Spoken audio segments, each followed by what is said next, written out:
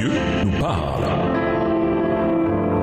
Chaque jour, Charles et Carole vous présentent la leçon de l'école du sabbat.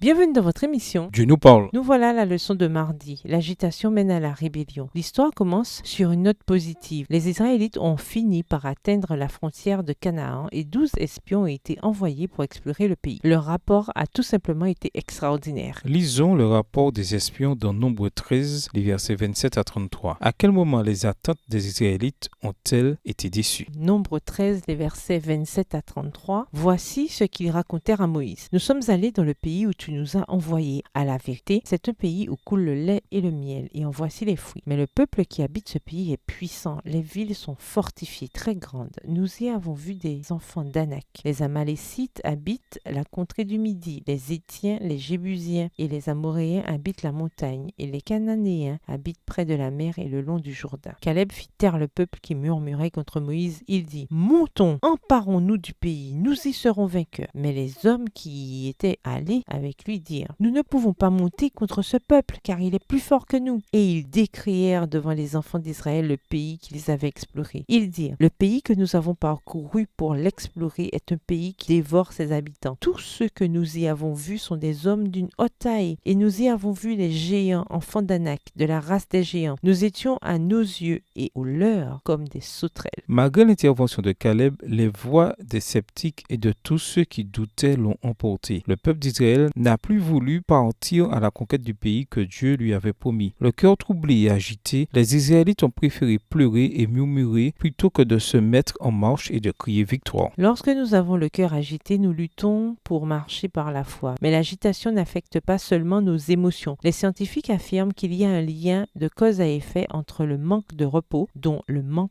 de sommeil, et les mauvais choix que nous faisons. Nous pouvons donc souffrir d'obésité, de toxicomanie et être encore plus agités et malheureux. Lisons Nombre 14, versets 1 à 10. Que se passa-t-il ensuite? Nombre 14, versets 1 à 10. Toute l'assemblée éleva la voix et poussa des cris, et le peuple pleura pendant la nuit. Tous les enfants d'Israël murmurèrent contre Moïse et Aaron, et toute l'assemblée leur dit: Que ne sommes-nous morts dans le pays d'Égypte, et que ne sommes-nous morts dans ce désert? Pourquoi l'Éternel nous fait-il aller dans ce pays où nous tomberons par l'épée, où nos femmes et nos petits-enfants deviendront une proie? Ne vaut-il pas mieux pour nous retourner en Égypte? Et ils se dirent l'un à l'autre: Nommons un chef et retournons en Égypte. Moïse et Aaron tombèrent sur leur visage en présence de toute l'assemblée réunie des enfants d'Israël. Verset 6. Et parmi ceux qui avaient exploré le pays, Josué fils de Nun et Caleb fils de Jéphuné déchirèrent le vêtement et parlèrent ainsi à toute l'assemblée des enfants d'Israël: Le pays que nous avons parcouru pour l'explorer est un pays très bon, excellent. Si l'Éternel nous est favorable, il nous mènera dans ce pays et nous le donnera. C'est un pays où coule le lait et le miel. Seulement, ne soyez point rebelles contre l'Éternel, et ne craignez point les gens de ce pays, car ils nous serviront de pâture, ils n'ont plus d'ombrage pour les couvrir. L'Éternel est avec nous, ne les craignez point. Toute l'assemblée parlait de les lapider, lorsque la gloire de l'Éternel apparut sur la tente d'assignation devant tous les enfants d'Israël. Les choses sont allées de mal en pis. Caleb a déclaré: Ne vous rebellez pas contre le Seigneur et n'ayez pas peur du peuple du pays. Nombre 14, verset 9. Mais en vain. Toute l'assemblée s'est préparée à lapider ses dirigeants. L'agitation a mené à la rébellion, et la rébellion a fini par conduire à la mort. Les espions infidèles, sans plus de gêne, dénoncèrent bruyamment Caleb et Josué. On cria bientôt qu'il fallait les lapider. La populace en démence ramassa divers projectiles et s'élança contre eux en poussant des cris de rage. Soudain, les pierres tombèrent des mains. Il se produisit un grand silence et la foule se mit à trembler de frayeur. Dieu intervenait pour arrêter son dessein meurtrier à la vue du peuple entier. La gloire de sa présence illumina tout à coup le tabernacle d'une clarté flamboyante. Un être plus puissant était là, devant lequel nul n'osa continuer la résistance. Les espions mensongers, frappés de terreur, coururent haletant se réfugier dans leur tente. Extrait du livre Patriarches et Prophètes, chapitre 34, page 362, livre écrit par Ellen G. White. À ce moment-là, la gloire du Seigneur s'est manifestée publiquement. En lisant ce récit dans Nombre 14, nous avons l'impression d'assister à une scène figée et d'entendre l'échange entre Dieu et Moïse. Dieu a souligné que même si les pierres étaient destinées à Moïse, Caleb et Josué, la rébellion était en réalité dirigée contre Dieu lui-même. Au revoir. Et à demain si Dieu veut.